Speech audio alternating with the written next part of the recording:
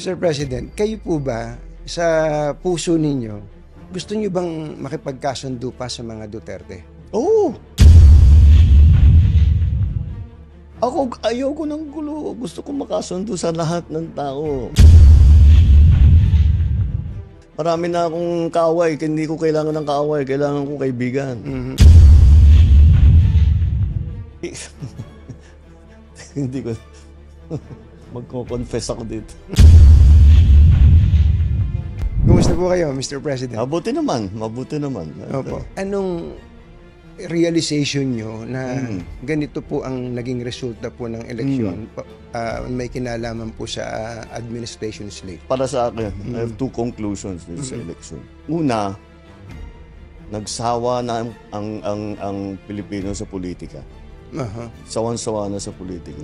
Ang mensahe sa amin lahat, hindi lamang sa akin, hindi sa aming lahat, tama na yung pamumulitika ninyo. At kami naman ang asikasuhin ninyo. Tama rin naman eh. Yan naman talaga ang dapat natin ginagawa. Kaya mabuti. O, tapos na yung eleksyon. Tama na yung politika. Tama na yung politika. Maggawin na natin lahat ng kailangan gawin. So nagsawa ang tao. Ano po yung pangalawa? Yung pangalawa, disappointed ang tao sa serbisyo ng gobyerno. Hindi nila nararamdaman at masyadong mabagal ang galaw ng pagbubuo ng mga project na hindi pa nila maramdaman. Palagay ko ang nangyari dyan, dahil nung bago akong upo, sabi ko ayokong mangyari na business as usual. Dahil walang mangyayari sa Pilipinas. Hanggang doon na lang tayo. Hindi tayo aalsa. Sabi ko, kailangan natin baguhin ito. Kaya tinignan ko yung malalaking mahihirap na proyekto na long-term ang magiging effect. Yun ang trabahuhin natin. So, tinrabaho namin. Kaya ang lalaki, yung mga project na ginawa namin priority, yung mga tourism, yung mga health, yung mga puro malalaking proyekto. Ang problema sa malalaking proyekto, di ba, transportation. Medyo matagal eh. Matagal talaga. Kahit na super efficient, walang problema, tama, hindi nagka-problema. Matagal talaga yan. Isipin mo, yung subway, huhukayin mo yung para makadaan yung tren. Matagal yun, matatapos yan. Tapos na ako, matagal na akong tapos. Pero sabi ko, kailangan magagawa natin ito. Kasi kung hindi natin gawin, paano na? Hanggang dito na lang tayo. Kailangan gumawa tayo ng bago. Ang nasa isip ko, may magandang kasabihan, if not us, who? If not now, when? Kailangan gawin na natin. Ngunit, ito talagang na-realize ko, na hindi natin nabigyan ng sapat ng atensyon yung mas maliit na bagay. Yung para maging masagbaginhawa ang pang-araw-araw ng buhay ng tao. Yung pila sa tren, yung traffic, yung mga ganyang klase, para naman mas maginhawa ang buhay ng tao. Kasi iniisip ko, hindi, pag pinaganda natin yan, gaganda rin. Anong gagawin natin ngayon habang inaantay immediate, na? Anong gagawin natin ngayon? Ayun ang talagang bibigyan natin ng atensyon ngayon. Pero, inaamin niyo po ba na may pagkukulang kayo doon? Oo. Nag-concentrate kami lahat, yung kabinete, lahat. Sinasabi ko, ito yung mga importante. Kailangan umpisahan natin ito. At kahit wala na tayo rito, nasa lagay na yan, na tuloy-tuloy na yan. Kailangan ng talagang tapusin. Yun ang talagang iniisip ko. Hanggang ngayon po ba, meron pa rin kayong countdown ng natitirang mga araw niyo sa Malacanang? Araw-araw. Pumapatak yung metro. Yung metro. Anong nararamdaman niyo kapag pagtingin niyo, 1,130 plus days na lang? Ano pong nararamdaman niyo pag gano'n? Ganon din, mula nung umpisa, kailangan natin madaliin to. Ba't ang bagal? Ba't wala pa? Bakit hindi pa magawa? Binibiro ko nga yung mga mayayamang kong kaibigan, yung mga malalaking Taipan. Sabi ko, naiinggit ako sa inyo dahil kahit napakalaki ng korporasyon ninyo, nahawak ninyo, pagka inutos ng CEO, ng boss, tapos na. Pagka ako nag-utos, marami pa akong kukumbinsin. Dito sa gobyerno, pagka meron ka naisip na bagong initiative, bagong idea, siyempre ilalapit mo dun sa rank and file, di ba? Apo. Para ito, implement ninyo ito. Naku, ang sagot laging bumabalik. Ay sir, hindi pwede yan. Baka makuha kami, baka totoo rin naman. Apo. Dahil patong-patong ang mga batas natin eh. Kung minsan, contradictory, lahat ng tao masyadong maingat. Apo. Which is okay na maging maingat. It is okay na magkaroon ng checks and balances. Pero wag naman maging paralysis doon sa bureaucracy. Nararamdaman ko po sa inyo yung frustration nyo, no? Na may gusto kayong gawin pero hindi nyo magawa. Pasensya na uli kayo, tatanungin ko lang itong tanong na to. Masyado raw kasi kayong mabait. Marami nagsasabi sa akin yan. Oo. Anong gagawin ko? Baging masamang tao. Hindi ko naman mababago yung ugali ko. Pero, siguro, dapat nga talaga maging mas mabagsik talaga. Dahil, wala kailangan talagang maging mas efficient ang mas mabilis ang pagdating. Kasama na siguro yan sa eleksyon namin dito sa naging eleksyon nakaraan. Pasensya na kayo uli, bagamat ang gusto nyo sana wag na munang politika bago lang natin iwanan yung eleksyon. Can you categorically say na ayaw nyo po ng impeachment? Yung impeachment, nasa Senado na yan. Pabayaan natin sila, may proseso yan. Pabayaan natin ang proseso. Ako, basta ang nasa isip ko, tapos ng eleksyon, balik sa trabaho. Gawin na natin lahat. With the new lessons learned. Papasok na po kayo sa second half, kumbaga sa basketball. Papasok na sa second half. Binabanggit nyo kanina yung mga kailangan ng tao, yung agad-agad. Ako din po, yun din po ang nakita ko na agad-agad. Especially yung tungkol sa bigas. Pagkain, number 1 yan sinusumbatan kayo mula day 1 hanggang sa kamakailan lang yung 20 pesos na bigas. Okay, tatanungin ko po kayo, nilaunch nyo po yung 20 pesos na bigas bago mag-eleksyon. At ang sinasabi na iba, nako, hindi sustainable yan. Patsi-patsi lang yan, hindi maitutuloy ng gobyerno yan. Unang tanong ko po, ba't ba ngayon nyo lang ginawa yon? At pangalawa, hanggang kailan ba to? Baka nga patsi-patsi lang po ito. Sige. Ang tanong, bakit ngayon lang? Bakit ngayon lang? Kung kaya nyo palang gawin, ba't di nyo ginawa nung 2022 o nung 2023? Dahil hindi namin, nung 2022, 2023, hindi pa namin kayang gawin. Bakit? Ang key dyan, yung production.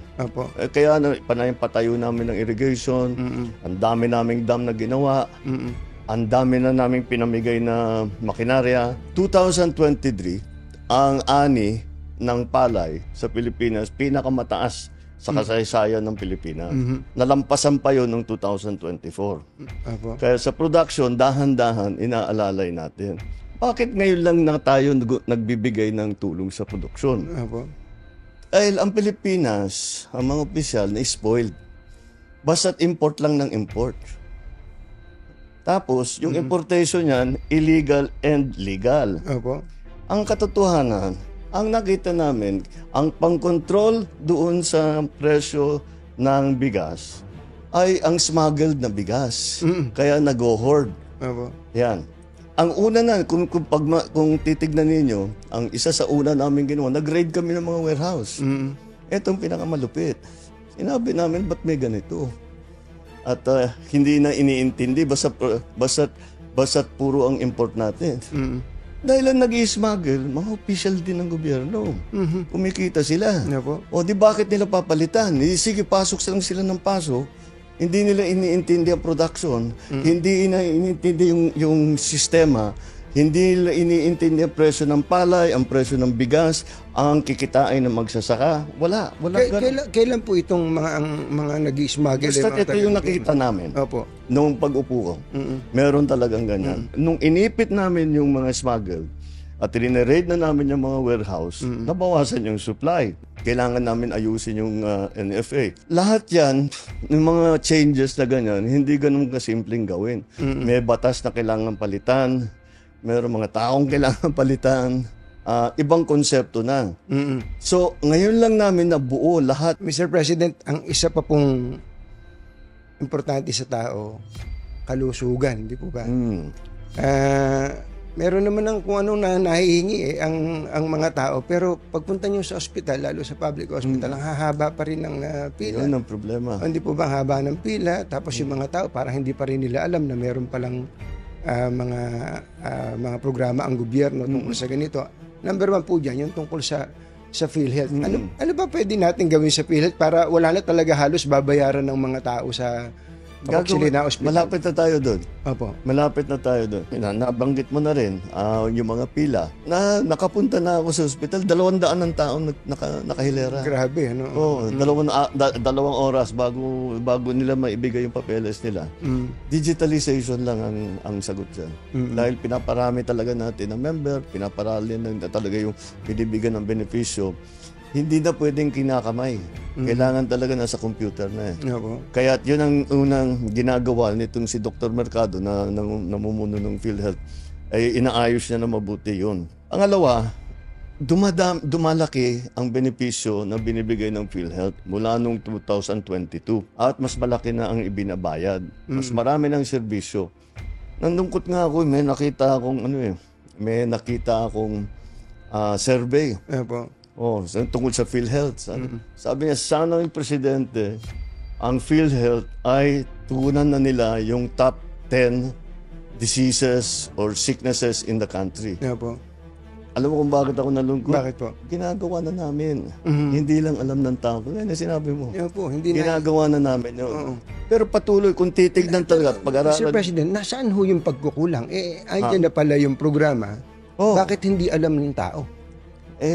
Yun ang problema din. Siguro naging problema namin. Dahil yung tao, kasama na rin yata sa analysis dito sa eleksyon. Opo. Hindi alam ng tao yung ginagawa na. Opo. Nagugulat sila kung minsan pag sinasabi namin, eto pwede na kayo dito, meron kayong ganito, meron kayong pwedeng benepisyong ganito. Hindi nila alam na na pwede silang mag-claim ng ganon. Halimbawa, tinignan namin ng isang araw, dialysis. Sabi ko, ba't di natin pwedeng libre? Libre lahat. Kasi may binabayad pa yung nagda-dialysis eh. Tama po. Paano gagawin yan? So, tinitignan namin yung numero. Kung ano yung pondo ng PhilHealth para diyan, ano ba ang pwede nating ibigay? Sa cancer, milyon-milyon na ang binibigay nating tulong. Siyempre, yung mga buntis, yung mga common, hindi na natin dadalhin pa sa ospital yon. Kaya nagbukas tayo ng Bukas Centers. Ang Bukas Centers, yung bagong urgent care ambulatory services. Opo. Yun ang Bukas Center. 24/7 yan. Hindi nagsasara. At yan, yung mga simpleng bagay. Para hindi na kailangan pumunta sa malalaking ospital. Habang pinakikinggan ko po kayo, halimbawa, yung nabanggit niyo yung parang digitalization, para mabawasan ang pila. Ako meron po akong isang naisip, baka lang pwede nyo consider. Sige. Para matigil tong pila-pila na yan. Kasi nga, nakakalungkot na yung iba, ma-absent pa sa trabaho para lang makapila. Yung kamag-anak nila, pumipila. Meron po tayong PhilHealth. Meron tayong DOH. Nahihingan po ng tulong yan. May DSWD, pagka may sakit. May PCSO. At pagka nakachamba ka pa, merong guarantee letter pa yung congressman kaya halos wala nang binabayaran talaga. Kaya lang, 5 yung pipilahan mo. Oo nga. Pwede po bang magpatayo na kayo ng isang pipilahan na lang kung hindi man kailangan para diretso na po ang tao, para tutulungan mo din lang yung tao, wag mo na silang pahirapan. Lahat yan, ang problema talaga. Old style ang ginagawa eh. Opo. Yun lang, di kamay. Opo. Kaya, yun, meron tayong mga app, e-gov app na gano'n. So, ginagawa namin, hanggat maaari, huwag ka nang pupunta sa kahit na anong opisina, doon ka lang sa bahay mo. Now, kasama doon, kailangan may internet. Opo. Kaya pinapalawak din namin ang internet coverage. Para yung mga nasa island, yung mga nasa malayo, napakahirap para sa kanila. Opo. Tapos pupunta ka sa isang opisina, sasabi, sige, ayos na ito, stamp. Anong next? Bumalik ka. Kailangan mong puntahan yung isang opisina. Uuwi yun, babalik na naman doon. Isang linggo yun. Hindi mo naman pwedeng iwanan yung bata. Opo. Sino mag-aalaga? Sino magluluto ng hapunan ninyo? Di ba? Yun ang Kaya yung internet malaking tulong yan. Talaga ang dream ko na lahat ng serbisyo ng gobyerno hangga't maaari, yung payment sa gobyerno, pati payment ng gobyerno sa iyo, yung pag-apply ng kung ano-ano, gagawin natin by computer para hindi na mahirapan ng tao. Hindi na kailangan bumiyahe ng kalayo-layo. Opo. Napaka-importante po nun. Pero ang isa pa pong importante at tingin ko ay naririnig nyo rin, yung may kinalaman po sa peace and order. Oo. Hindi magre-report sa inyo yung pulis. Sasabihin ng pulis, bumaba ang antas ng krimen, ni-report na ganito, bumaba wala na yung ganitong mga hold up, etc. Pero pagpunta mo tinanong mo yung tao, ano ba pakiramdam mo? Naku, hindi na ako makapaglakad ng gabi. Yung anak kong estudyante, hindi makalakad, makahablutin na lang dyan. Parang may disconnect, Mr. President. Kung gano'n ang pakiramdam ng tao, kailangan talaga natin tugunan. So, ang una namin ginawa, inutusan ko silang ng DILG at saka Chief PNP, sinabi ko sa kanila, dapat laging may nakikita na pulis na naglalakad. Opo. Kasi pagtagal ng panahon, nakikilala mo na yun eh. Opo. Di kang maging kaibigan yung pulis para pag nakita, may safe kami rito. Nandun si Sergeant ganito ganyan eh. Kailangan ang pakiramdam ng tao, laging may pulis dito. Opo. Pag may pumutok dito, may tatakbo na yan. Wala pang 5 minutes, may tatakbo na rito dyan. Na tinatanong kung ano yung nangyari dito. Yun ang dapat na mangyari. Police visibility. Tapos yung mga patrol cars nila, di ba dapat nandid yan lagi para, actually kahit walang pulis minsan, pag may patrol car deterrent na rin sa krimen eh. Tapos, pangalawa pa doon ay yung ating emergency calling. Di ba meron tayo iba-iba eh. Bawat bayan 119 911, 999 kung ano-ano. Gagawin namin isa. Yung pong drug situation. I'm sure nakarating na rin po sa inyo ngayon na may mga barangay dyan na bumalik na naman yung mga gumagamit, tapos yung ibang mga pusher na mga small time lang naman pero nandiyan na naman daw po. Ano bang gusto nyong gawin dyan? Kaya ang gusto namin gawin dyan, pareho na naman dun sa sinatawag ko yung maliliit versus yung maliliit na project. Dahil ang pinanteriya namin kung saan pumapasok.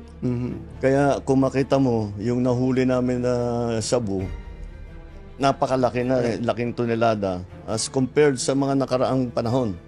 So, malaki talagang nahuhuli namin. Kasi hinahabol namin yung malalaking shipment, pinupuntahan namin yung malalaking warehouse, at saka yun. Pero, ang pinakamahirap doon ay buwagin yung sindikato. Dahil ang sindikato, kasama na dyan yung police, kasama na dyan yung local government. Laking pera eh. Ang laking pera talaga nila. Ang dami nilang pera. Kaya kahit sa'yo, yung mga judge, kaya nilang bilhin lahat. Para prosecutor, kaya nilang bilhin lahat. Walang panama yung sweldo nila sa gobyerno doon sa binibigay ng mga sindikato. Kaya yun ang binubuwag namin. Yun ang pinaka-importante. Ngayon, hindi na namin binigyan ng atensyon yung nasa baba. Yung nasa baba. So, dahan-dahan bumabalik. Kasi sabi ko yung operation natin, kailangan malaking seizure. Kailangan malaki. At saka nakakahuli tayo ng mga drug lord talaga. At saka nakakasuhan natin at naikukulong natin kung talagang guilty. So, ngayon, in the same vein, part of the lesson of these elections, let's go back to yung sa grassroots level. Na kung inaalala ng tao, sinasabi, nagbabalikan dito, asikasuhin natin. Wag na sige, tuloy natin yung malalaking drug bust. Tuloy natin yung ikukulong natin yung mga sangkot dyan sa drugs. Pero, tignan muna natin yung mga small offender. Sinabihan ko na nga ang DILG, nakausap ko si Sec. John Vic. Sabi ko, tama rin naman. Kasi hindi magandang tignan yung lugar mo. Maraming nagbebentaha, maraming mga high na ano-ano ginagawa. And that's why yung aming bagong is cops on the beat na may tao doon Kasi kung may tao doon, walang ginawa yan, araw-araw umiikot ng umiikot, alam niya lahat yan. Opo. Oo, alam niya lahat So, yan. aasahan po namin in the next coming days, pati mga, kumbaga, ang tawag namin dyan, yung maliit, mga dagandingding eh. Mga dagandingding, uhulihin na rin sila, hindi na sila pababayaan ng pulis, hindi Oo, puro big hindi. time. Ay, kasi talaga, iniiwasan ko, yung basta't may suspetsya, o may hinala, o may sumbong, basta't huhuli, papatayin na lang, di ba? Wala Yun, naman. doon kami lumalayo. Opo. Doon kami lumayo. Dahil talagang ayaw ko yun. Dahil hindi mo dapat gawin yun. Sabi ko, mag-focus tayo sa malalaking drug bust. Ngayon, mag-focus ulit tayo doon sa small time. Sabay yun. Tinitira yung malaki, Hindi tinitira yung naman maliit. titigil yung mga operation. Sakit sa ulo, ano po. Oo, talaga. Opo. Kayo po ba, anong gusto nyo? Kayo ay kinatatakutan o kayo ay nire-respeto? I want to be respected, but maybe fear is better. Considering our current situation, ano po? Yeah. Kaya ako po tinanong yun, kasi I'm sure naririnig nyo naman yung mga usapin ng mga katiwalian, saan-saan, sa ibang ahensya ng gobyerno, ibang sangay ng gobyerno. Kasi daw po, mabait nga po kayo at hindi daw po natatakot sa inyo itong mga tampalasan, mga luko-luko na to. Ngayon pong papasok tayo sa susunod na second half, ano ba ang aasahan namin sa isang Presidente Marcos in relation to anti-corruption effort? Sa nakaraang 2 taon, 3 years, basta't may report kami na validated, tanggal yan. Hindi na namin ina-announce, pero tanggal yan. Kadalasan. Marami na talagang, pero hindi na namin pinag-usapan kasi gulo na naman eh. Kasi basta umalis ka na. Kundi kakasuhan ka namin, kukulong kita, umalis ka na lang. Marami-rami na rin. Pero sir, ang laging sinasabi, I am resigning due to health reason. Parang binibigyan nyo pa ng graceful exit eh. Hindi tuloy natatakot yung iba na gumawa eh. Pero ang gagawin natin, performance review. Maganda naman ang takbo, pero performance review.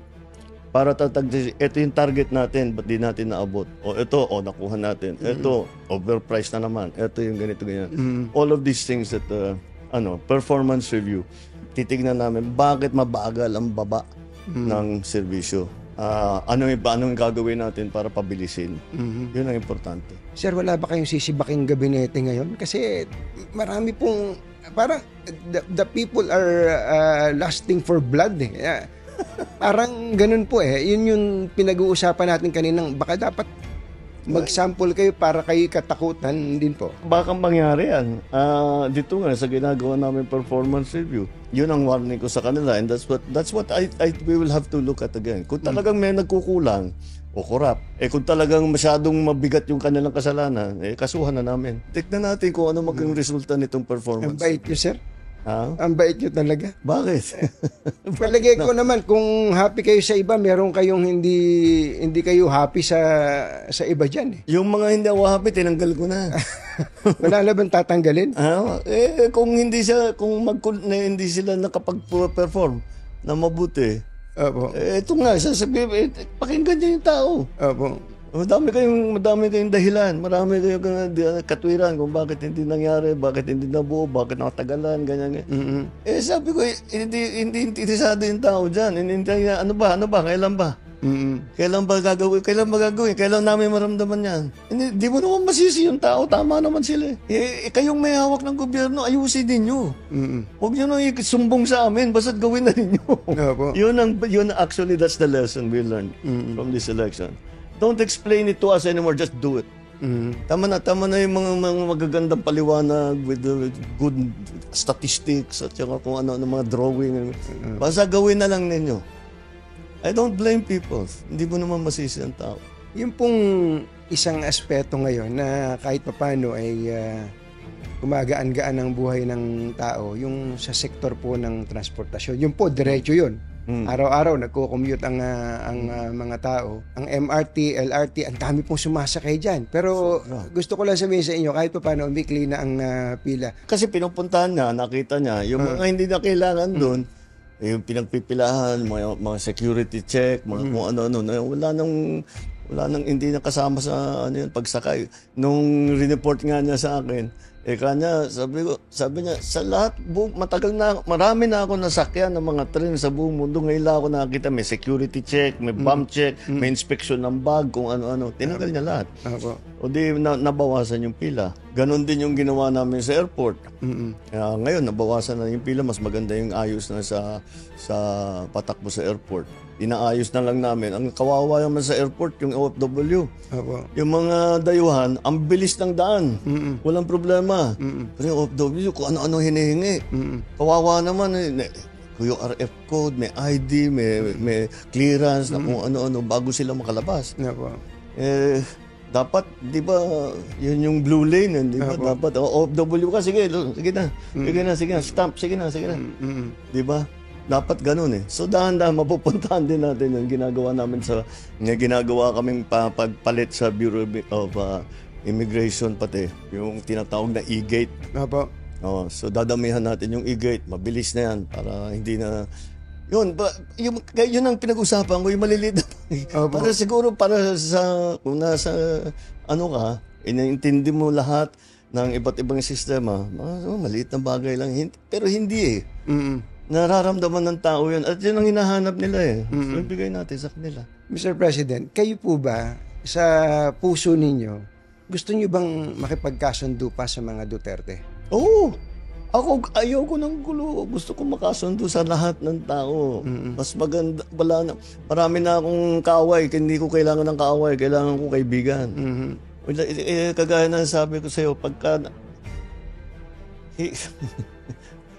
hindi ko... Magko-confess ako dito. Pwede naman po, para akong pari po nito ngayon po.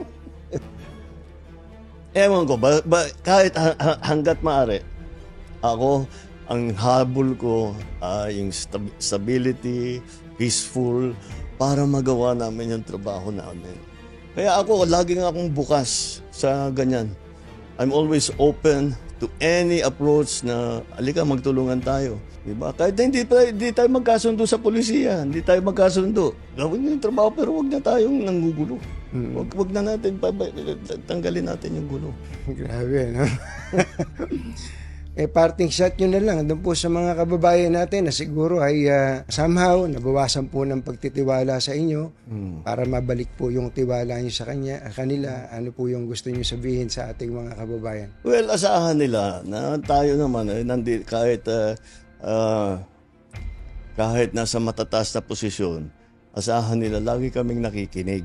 Lagi kaming nakikinig sa kanilang hinain, sa kanilang nagiging problema at tinahanapan natin ng long-term solutions. At ngayon, talagang ipamadaliin na namin yung immediate solutions na pwedeng gawin kaagad. At yun ang mararamdaman ng taong bayan. Marami.